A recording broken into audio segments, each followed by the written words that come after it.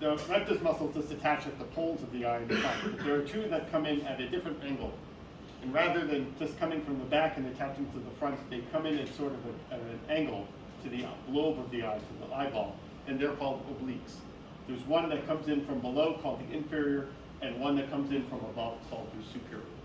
And what they do, arguably, is if there's damage to those muscles, your eyeballs again start to get a little wiggly or wobbly. You sort of look like you're drunk or mad or something like that. Mad like a sort of crazy. But what they do is sort of keep your eye balance so as your head tilts one way or to the other, if you're not sort of keeping it level, that your eyes sort of stay accommodating and are able to sort of maintain their perception. The reason we bring up the obliques in addition to the fact that they're there on the eye is the knowing where the obliques are can also help orient you whether you're looking at a right eye or a left eye.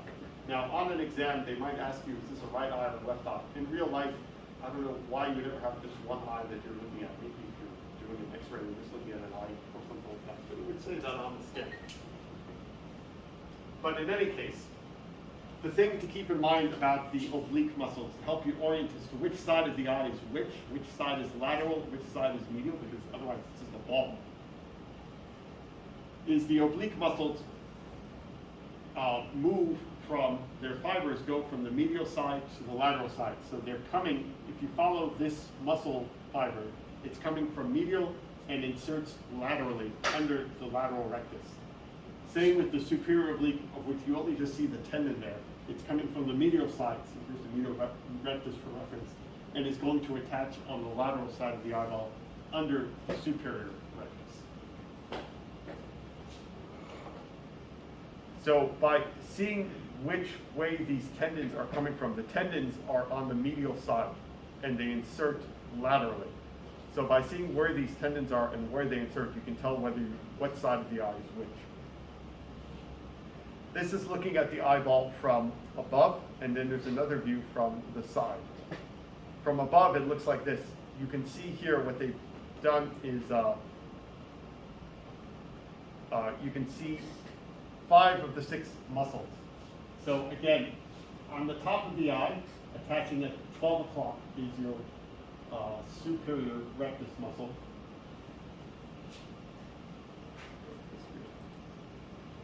Is your superior rectus muscle. On the lateral side is going to be your lateral rectus. On the medial side is going to be your medial rectus here. And underneath here at the bottom of the eye, you can just see a little bit of it peeking out, is your inferior rectus. Here what they're trying to show you is the superior oblique tendon. Here is the tendon of insertion. And here is the actual muscle. It runs with the medial rectus. They're sort of next to each other.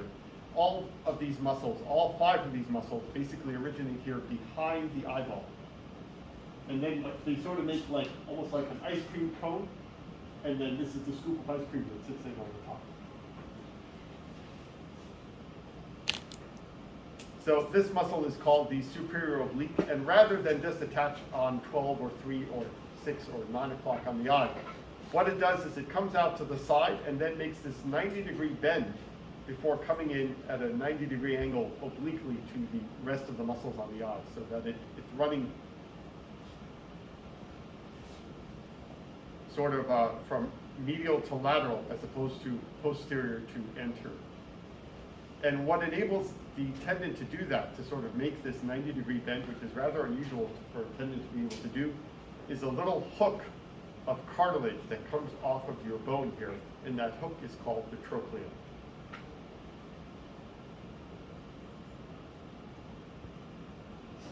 Most of these muscles are innervated by cranial nerve 3, which is your oculomotor nerve. Do you remember what cranial nerve 4 is called? Trochlear nerve. The reason why is that it innervates this one muscle. That's all the cranial nerve does. It innervates your superior oblique muscle. And it's called the trochlear nerve because the superior oblique muscle gets wrapped around this little trochlear hook.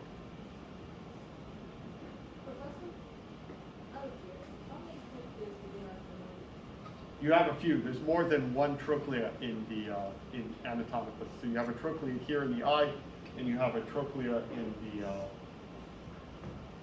There are a few. But when There's a trochlear notch in your elbow joint. There's a trochlea, I think, in your structure in your ankle as well, so there are at least 3, I think. So where does the nerve go that only functions when you're It's named after the cranial nerve is named after this hook on the eye. Okay, and then from a lateral view of the right eye, again, here's the nose, here's the eyeball itself. You can see the lateral rectus, superior rectus, inferior rectus, medial rectus. Here's your superior oblique, looking around the trochlea coming in. And then the inferior oblique is also an exceptional muscle in that it doesn't originate from the back of the eye with all the others. It originates in the front. Its tendon of origin is on the medial side of the eye, and it just basically swoops under the eye and wraps around it from medial to lateral, sort of forming like a little cushion that the eye rests on. But it's a muscle.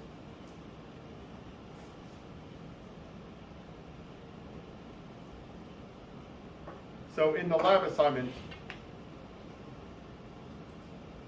the first part of the assignment is just looking at identifying the different muscles. So you can see here A would be what? Superior rectus. Yeah.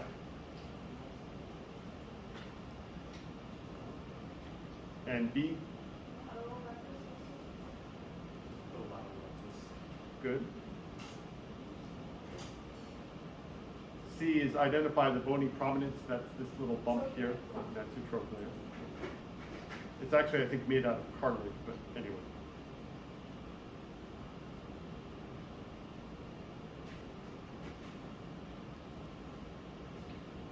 D is trying to point out the superior oblique, both the tendon here and the muscle in the background that's sort of in the shaded part. That's why the arrow is pointing in 2 different spots. It's the same, to just reinforce that this is the same structure. E is what? Medial rectus. Good. And then F? Inferior oblique. Good. And then is this a right or left eye? Right eye. Right. Good. All right, and then the next 2 slides are basically more of the same thing. A dorsal view. And another sort of dorsal lateral view here. What they've done is they've removed the eyeball so you can see some of the muscles in more detail. Here is your inferior rectus, letter I. I labeled it here and also on the eye because you can see it in both spots. And A and H are really the same thing. One is basically the muscle and the other is the tendon of your dorsal oblique. Okay. Then the next part of what they want you to know after you go through the muscles are the various layers of the eye. And there are 3. They're called the fibrous tunic, the vascular tunic, and the nervous tunic.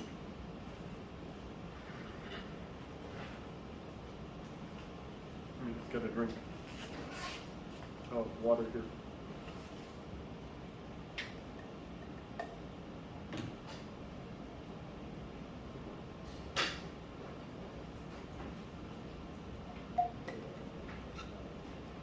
And we want you to know the structures associated with each. It's pretty straightforward. So the 3 layers are illustrated here.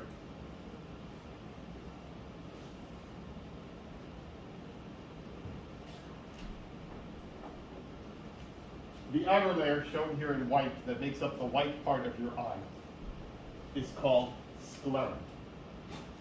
It continues around to the front and then turns into this glassy component of your eye that's called your cornea. The cornea and the sclera are a continuous layer. One turns into the other, and they make up the outer fibrous tunic of the eye.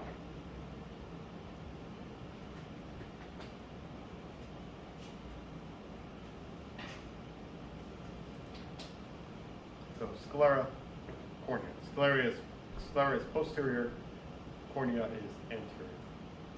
The next tunic is called the vascular tunic because that's where blood vessels start to invest in the eye. And again, the back part of this vascular tunic has a name. It's called the choroid. Then there's a part near the front that's called the ciliary body that has 3 different components to it. And then the part in the front is called the iris, the part of your eye that has its color. It makes people have brown eyes or blue eyes and so on. And then the black hole in the middle is called the pupil. The reason it's black is because of your retina in the back. So let's take a look at those. So in this illustration, the vascular layer is in sort of reddish brown. Here, all along the back, this layer in the middle is called the choroid, and it goes up to about, you get to about the front quarter of the eyeball. Then, it's just when you get to the area around this structure, which is the lens, the choroid layer starts to get a little thicker because it has a role in helping to support the lens and change the lens's shape. At this point, the structure here is called the ciliary body. And the ciliary body has a few different components to it. So let's just put the outline of this here again.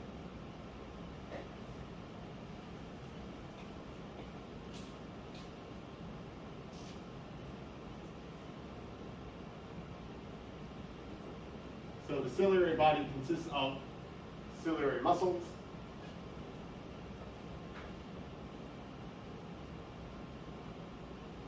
ciliary processes, and I don't know why they didn't call the third one ciliary, but they talk about it as suspensory ligaments.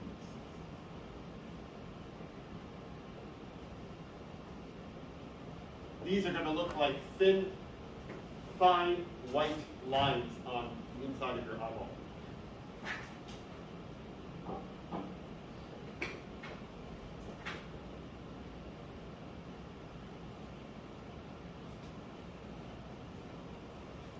And it looks like this.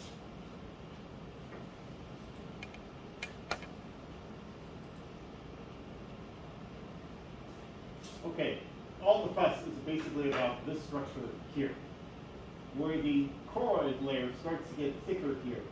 It gets filled in with a bit of smooth muscle. So this thicker region here is called the ciliary muscle. The ridges that emanate from that are called ciliary processes, and for some reason it's not listed in this figure. These bumps here, here, here, here, and here. These bumps here, here, here, here, here. I can add the label in. And then these things that look like little pieces of spider webbing coming from the ciliary processes and attaching to the lens, these are your suspensory ligaments. It also goes by another name, which is what I was saying, why they couldn't just call everything ciliary. They're sometimes referred to by different books as ciliary zonules, but maybe zonule is not something that just rolls off the tongue. So suspensory ligament sort of tells you a little more about what these structures are doing. They help suspend the lens. The lens in your eye is not just sort of hanging out in space. It's got basically thin threads, not just above and below, like what they're showing here, but that go a whole 360 degrees around the lens.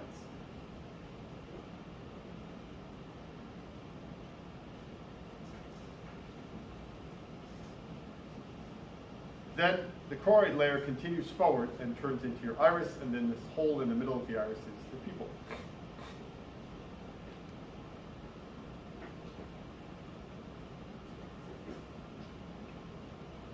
Here they show it in a little more detail. So here's the ciliary muscle.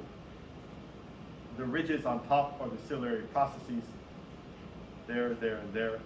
Here are your suspensory ligaments, and then this is the iris in front of the lens.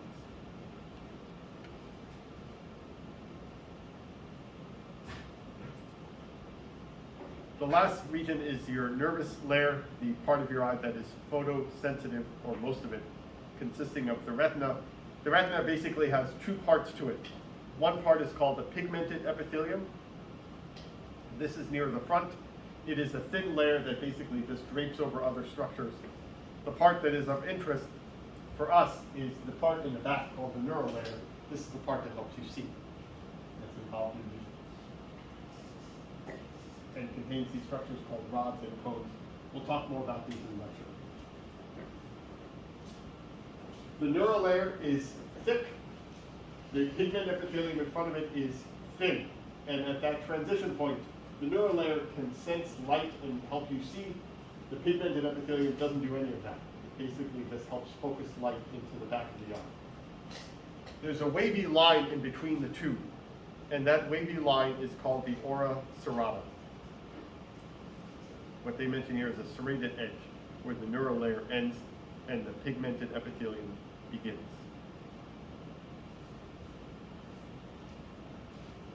In the back of your retina are three other structures we want you to be aware of. One is where your optic nerve comes in. That's called your optic disc or blind spot. The other, near it, is called your macula lutea. It means yellow spot. This is when light is coming into your eye, all that light is converging and concentrating on this area here.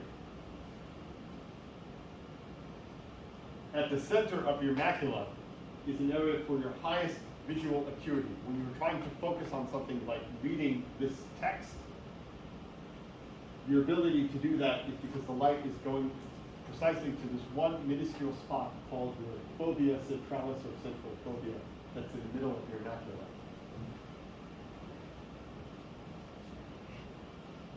So let's go through those. So your optic nerve is your second cranial nerve, and it attaches to the back of your eye. You can see the retina back here all in yellow. It's basically nervous tissue that makes up the optic nerve that coats the whole back of your eye and goes to the front until you get to there. And there it goes from being very, very thick and yellow to sort of very thin and brown. And this coats basically the inside of your cornea and all of these other structures. That wavy line there is called the ora serrata, and all of this is part of the photosensitive area of your retina in yellow. When light is coming through your eye, it goes first through your cornea, which is clear, then your lens, which is clear, and then strikes not your optic disc where the optic nerve meets the back of your eye, but this area here called the macula lutea. This is sort of the actual center of the back of your eye. This optic nerve and optic disc come off a little off center. So light is striking here. Light can also strike other parts of your eye as well, but it all gets redirected to here if your eye is working properly.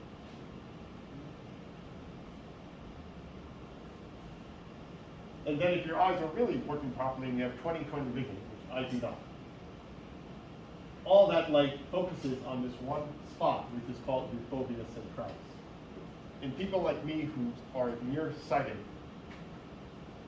what happens is the eyes are a little too compressed, and so as a result, that focus spot is like back here. And so as a result, I have to wear lenses of a certain shape that sort of adjust that focus spot so it falls back in this spot here. In people who are farsighted, if I remember right, the eyes are a little too long, maybe it's the other way around, and the focus spot is too far forward. And so again, you have to wear lenses of a different shape to bring that focus point back to this point here.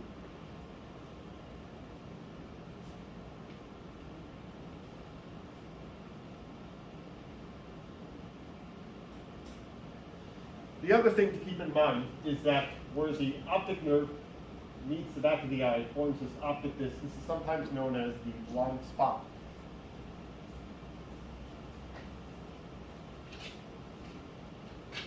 And this kind of throws people off sometimes.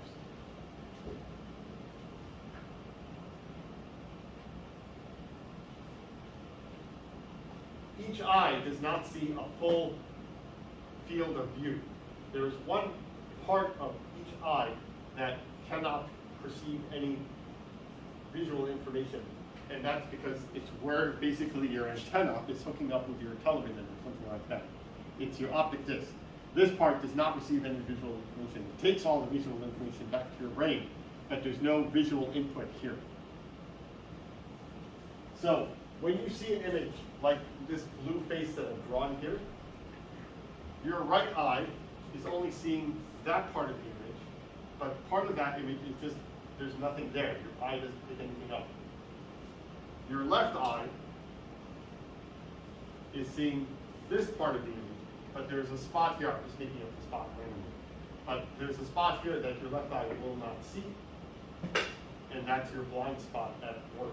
And so what happens is your right eye and your left eye sort of fill in the missing information and together piece in the whole picture. Now, you might say, Professor Nassar, if I cover one eye and just look at this, I see the whole picture. Or if I cover one eye or close one eye and sort of look around the room, I don't see any like black spot in my field of view. Like I don't see a blind spot. That is true. The reason why is because even though you may not be aware of it, your eyes are constantly vibrating at a very, very high rate. So high that anything that your brain doesn't see. So you may think, for example, if I tell you to look at this image, you may think your focus is right here. But in fact, what your eye is doing thousands of times a second is it sees here, here, here, here, here, here, here, here, here. It is scanning the whole area around it. It's probably impossible to keep your eye entirely still. And that way, any deficiency in its visual field is quickly made up for by constantly moving the eye around so quickly that it's able to create a whole image. But that said, there's an easy way to show how your blind spot kicks in, and it's mentioned in your textbook in chapter 15. You basically write a word like thumb here and here. Cover one eye and bring on a piece of paper, just write or draw the same thing in two spots. Cover one eye and bring the paper closer to you or further from you. You'll see one of those words will suddenly vanish when you bring the paper up to a certain length. Suddenly, where'd it go? That's the blind spot of work.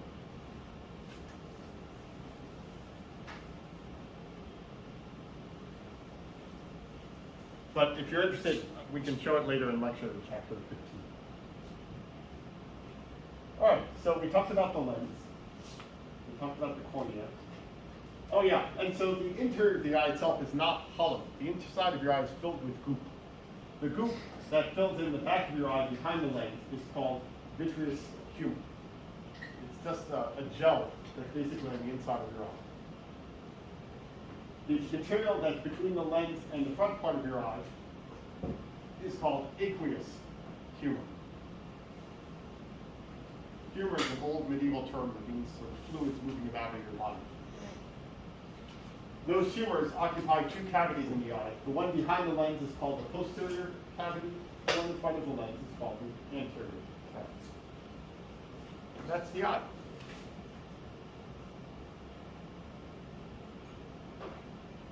So let's look at some of the slides.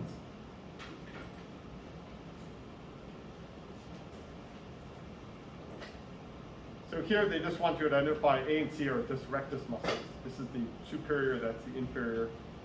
And then B would be the first glassy membrane that light is passing through on the outside of your eye, which is what?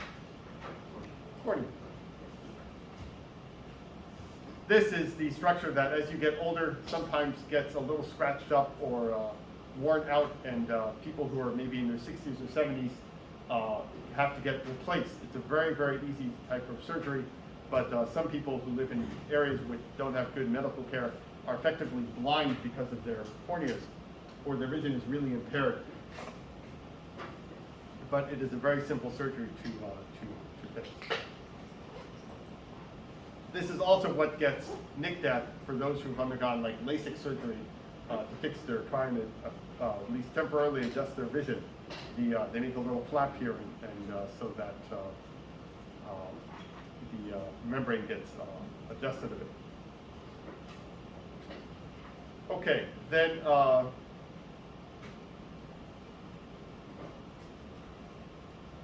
meant to move these around.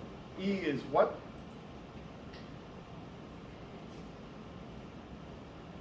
Sclera? Sclera. Sclera? Good. And then D would be what? You could say sclera, or since I asked about layer, you could say fibrous tunic or fibrous layer. Any of those would be acceptable. And then what about D? Choroid.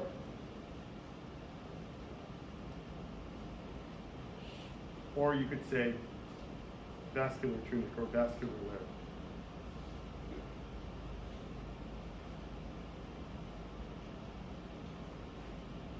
Okay, F is what? Optic nerve, good. And what is G? Optic disc, good. I think they spell it with a K. I always get the K and the C mixed up. Okay, this again is just choroid and, sorry, sclera and choroid. All right, so here it's another model of the eye. A is what? Sclera, good.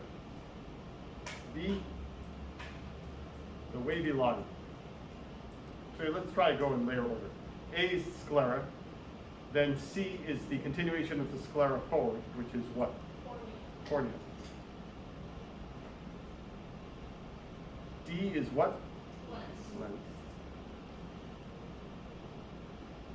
Okay, how about G, the dark brown layer? Choroid. H, retina. Okay, I and J we did in the last slide. And then, okay, so B is what? You notice here the retina, which is pretty thick in the back, gets thinner and thinner and thinner until essentially it looks like it stops here at this wavy line. This is that transition from the part of your eye that's photosensitive to the part of your retina that is not. So that transition is the ora serrata. Okay, then E is the space in the front of the eye, that's called the anterior cavity. And F is the space behind, and the lens is basically what divides these two spaces up. So the space behind the lens is your posterior cavity. Good.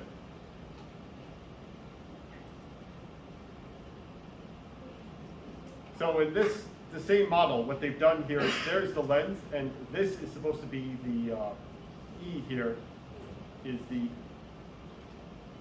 humor. Which humor? Vitreous humor. That's all of this big piece of plastic here. This is really what it looks like in your eye too, except it's gelatinous. And then this piece up here in the front, the space up here, would be filled with what? What substance? Aqueous here.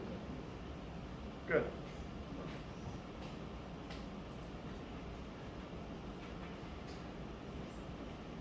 Okay, so this one focuses a little more on what's happening with the choroid as you come forward.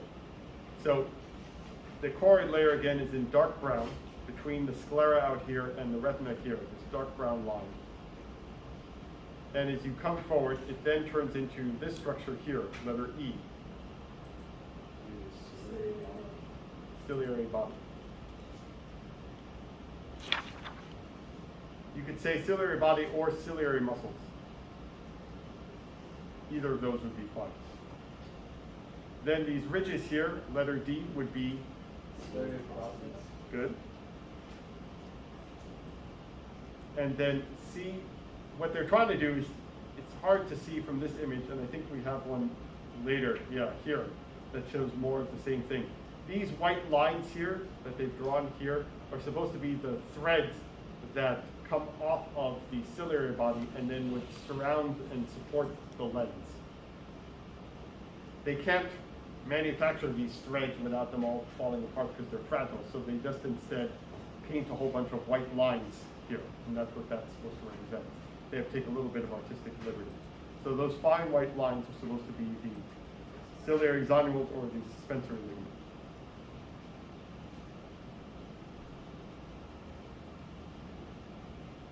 And then B is the iris, and A is the pupil.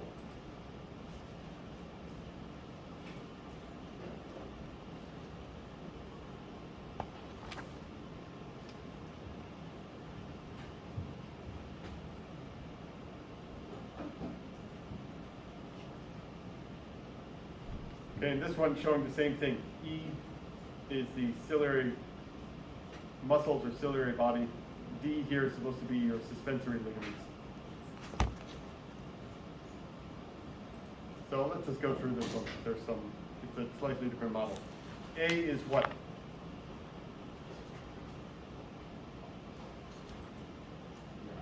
Iris. The wavy line here in B is your ora serrata. Keep in mind on the exam they might not say wavy line, they'll just be pointing to it. We'll get back to C in a sec. D is your suspensory ligaments.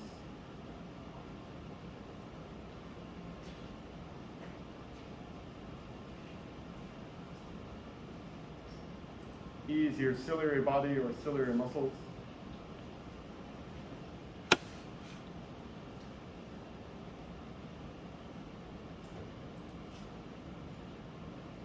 And then they just go through the layers. F is the sclera, G is the choroid, H is the retina.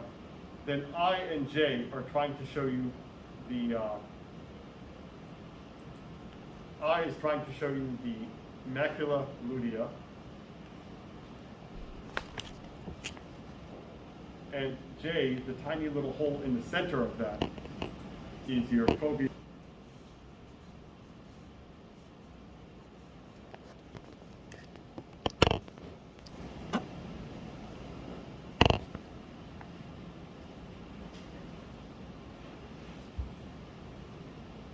Then on the other half of that eye, this is sort of one half of the eye, this is the other half of the eye.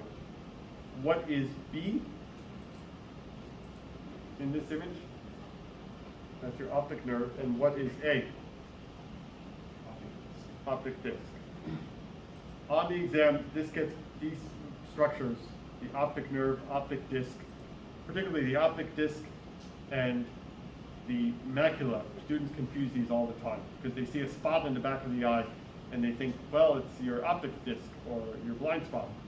But there's a very quick way to tell whether you're looking at the blind spot, as shown here, or the macula.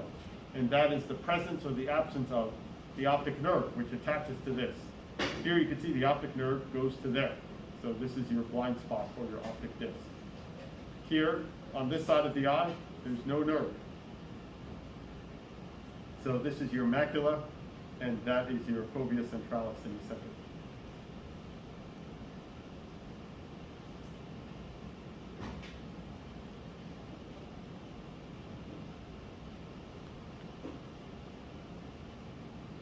Okay, and then letter C here is what? Remember, we go from retina in the back to the ora serrata, and then what? How does that neural layer continue? Yes, it continues as the pigmented epithelium.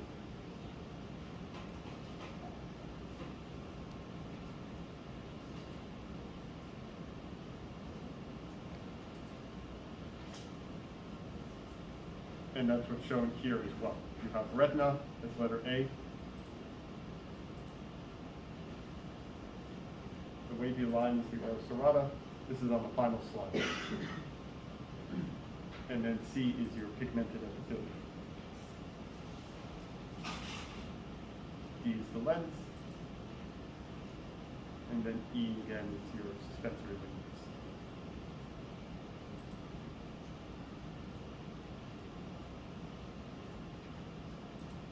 All right. That's pretty much the lab exercise, and that will be due on Sunday, along with one final exercise, which will be on the ear, which we'll do on this upcoming Wednesday. All right, I'll leave you to work on that. What I want to do is just finish up dissecting the brain. The brain and its material will be here throughout the week and through next week as well. So if you don't want to see it now, you can always just see it later. It'll be up and available. But it should just take me about 5 minutes to finish up.